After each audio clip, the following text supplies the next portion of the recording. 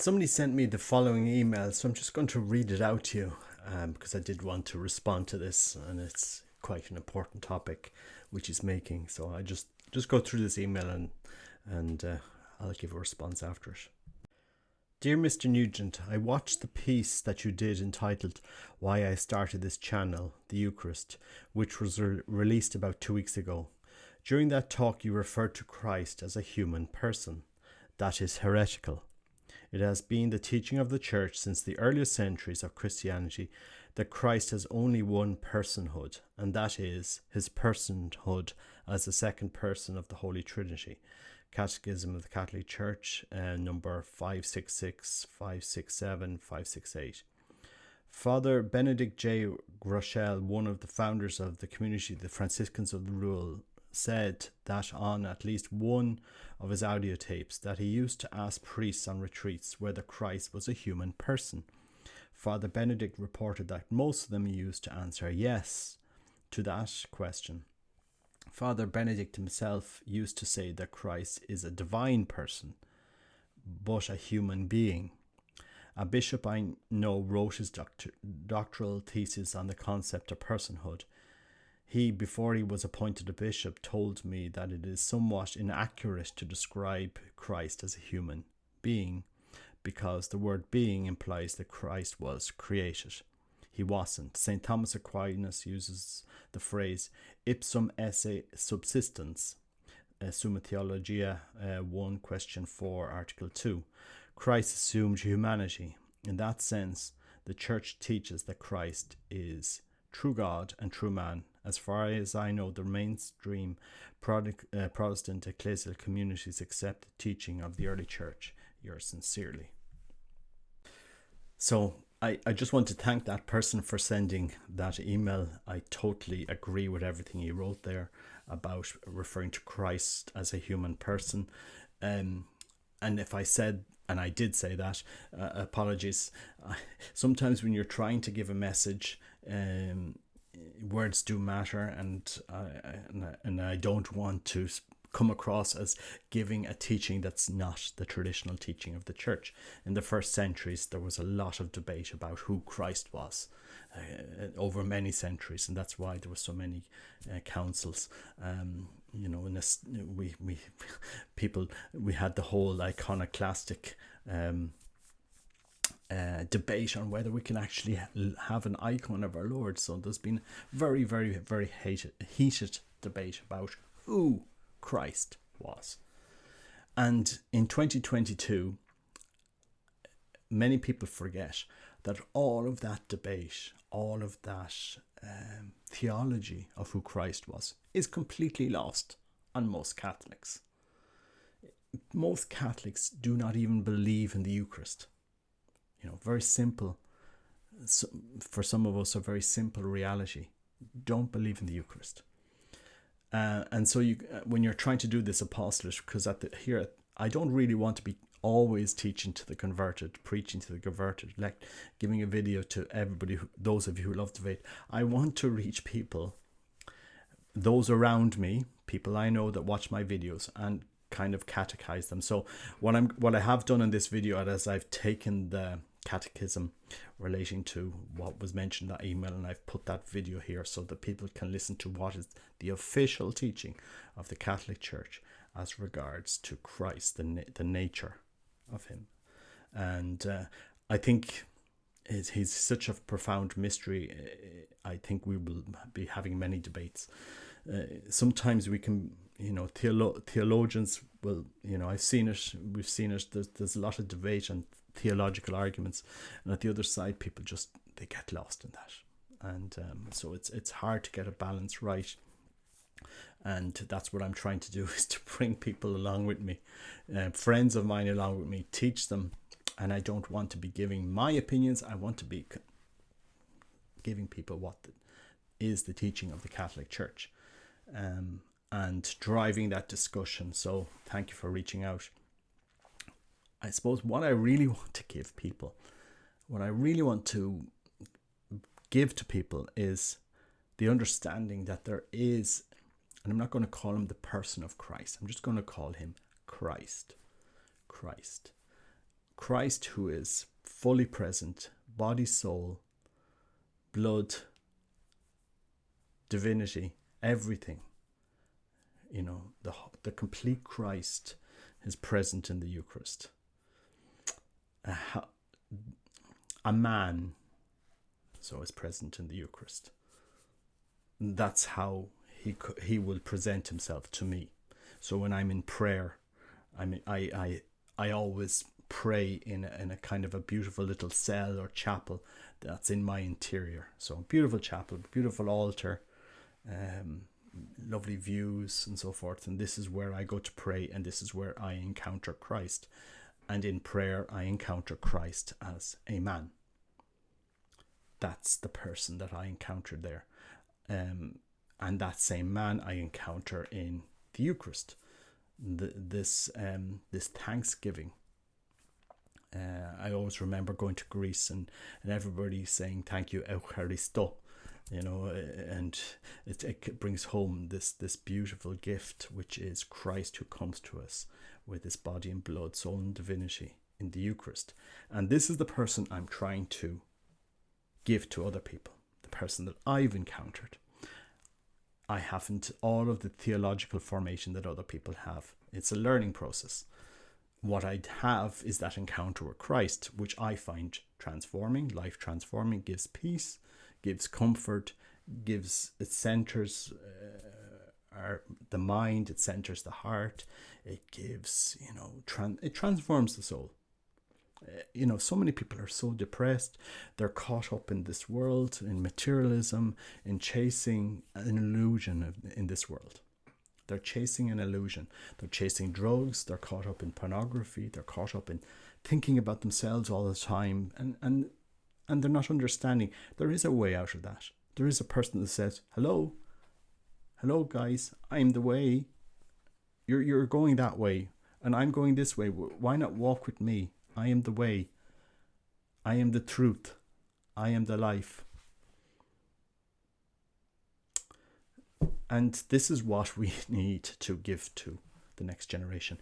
None of this was explained to me in our Catholic education, in Catholic schools when I was a child. It was all very devotional.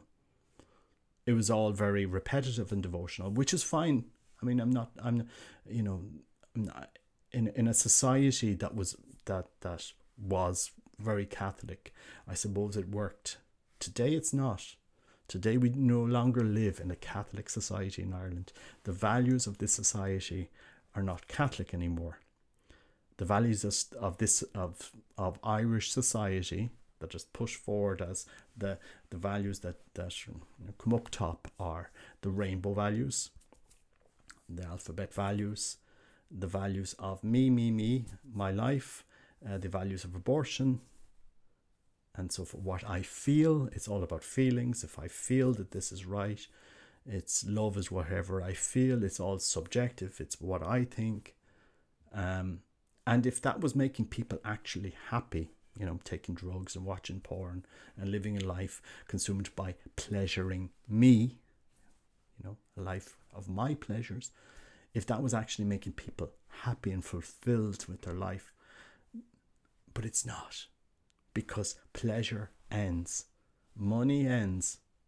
There's only so much pleasure, so much drugs, so much thinking about yourself, so much career, so many jobs, so many hours you can work. And then you're confronted with your soul. Who are you? Where are you going?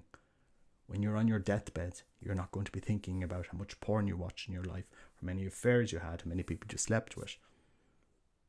You're going to be thinking about, well, what did I do in my life? What is this life here for?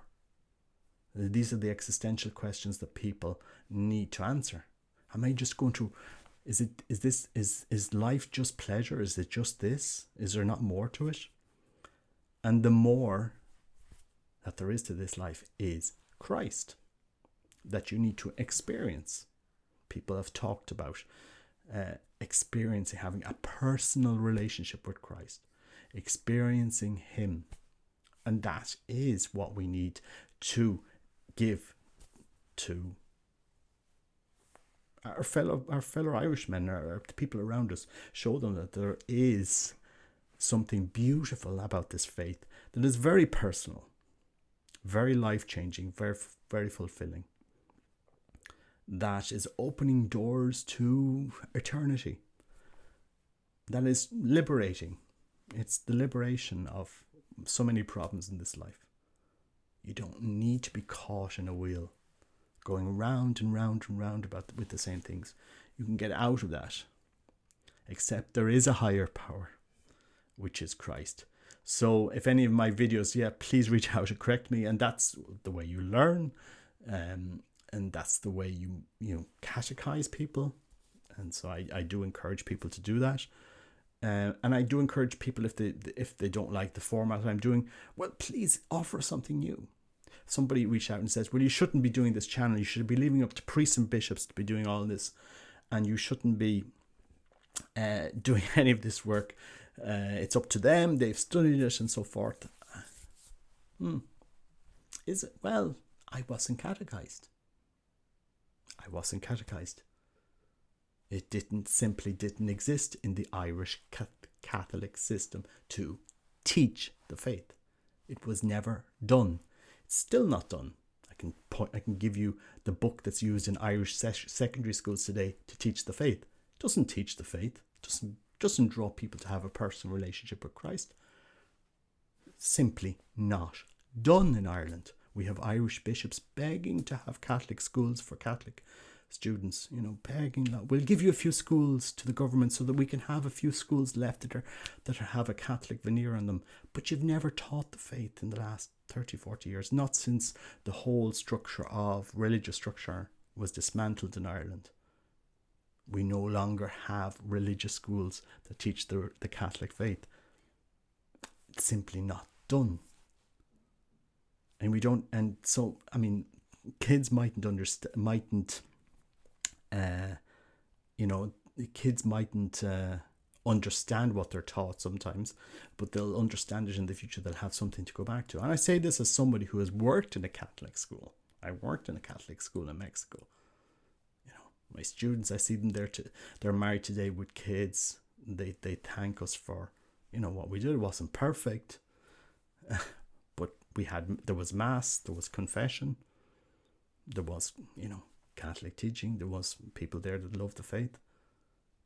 And, in schools in Ireland today, if it was taught, maybe things would be different if we had the sacraments in school, if we had chapel with the Eucharist. So most schools don't have a chapel with the Eucharist in them. They don't have a chapel, an altar. That's simply the fact, guys. Most kids are not exposed to the Eucharist in schools.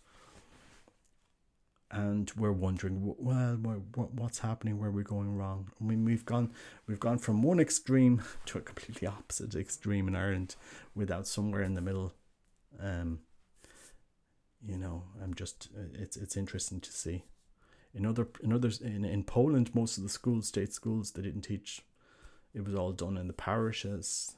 It was, So that's just my thoughts on it. Let me know what you think. Should we leave the faith formation to priests and bishops? Or should the faith formation be something that we all have a responsibility on? We all have a responsibility to encounter Christ and to give him to other people. And this is why it's critically important to do this in this time.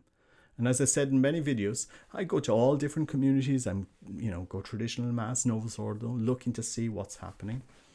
And I do remember one conversation with one man, and we were just talking about traditional Latin Mass and Novus Ordo, and he said to me, "So is Christ present in the Novus Ordo?" I said, "Yes, he is."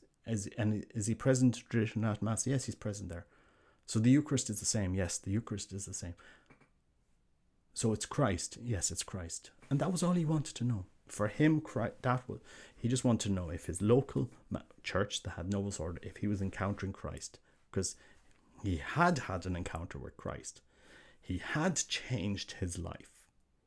He had come from a very difficult time in his life, a lot of problems, and he had changed his life 180 degrees, and he had he had dedicated his life to Christ and his prayer and so forth. Now, that experience, that I could not argue with him. This guy was searching for Christ, giving his life. His whole interior life changed. And we cannot come and say, oh, look, that's not a valid experience that you've had of Christ. That's Christ coming to him. We need to do more of this in the church. Some people, we need to be talking together. Some people will experience Christ in a very real way in traditional Latin Mass, and they'll find it very beautiful, and it'll nourish their whole life. And they just don't understand. They wouldn't find the same in the Novus Ordo, and vice versa. And vice versa, guys. I found the Novus Ordo very beautiful for many years. Celebrated reverently in Latin. I loved it. I loved the Mass. I loved the peace. I loved the encounter. I found it very, very, very beautiful. That's the experience I've had. That's the experience I had. I've to have that same experience today in Ireland, I would have to go to traditional Latin Mass, because the Novus Ordo here said in vernacular just wouldn't. It's soulless sometimes, which is sad. It doesn't teach the next generation. So let's have this debate in the church on Christ. But please know, in any of my videos, I'm not looking to change the perennial teaching of the Catholic Church, or even challenge the perennial teaching of the Catholic Church. There's a lot of all those councils up to Vatican II. What I am challenging people is, come on, let's give this generation, our generation that's coming, an example that we are trying to encounter Christ in our life.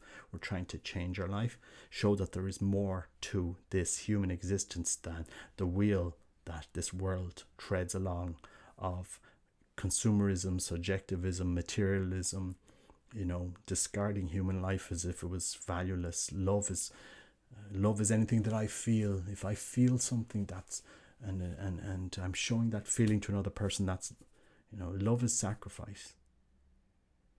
Love is sacrifice. Love is being open to life. Love is love is not just a feeling that I have today, and when you're old and you're not pleasuring me enough, the love is for someone else. We have to start driving people to think, and driving people to encounter Christ. Christ isn't an idea. Christ isn't a historical figure. Christ isn't placed along all the other figures that lived 2,000 years ago on par with them. He lived, he was crucified, he died, and he remains a historical figure that many people talk about.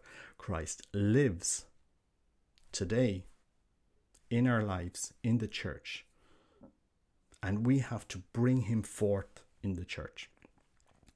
We have to make sure that he shines. And this is the one thing that terrifies me, is Christ's message could be clouded by my actions. It terrifies me that people would listen to me but not arrive to Christ, that I would be a barrier for allowing Christ to arrive to a soul. That terrifies me. Absolutely. I couldn't go before God saying, look, everything I've done in my life some things I did in my life were barriers for people to encounter you in my life. So it's a process of change. It's a process of meditation. It's a process of questioning. And this is what I want in the channel, is for people to question what is going on. Just to question what is the faith, to study the faith. You take a time to study, to talk to priests, to educate yourself. That's critically important. And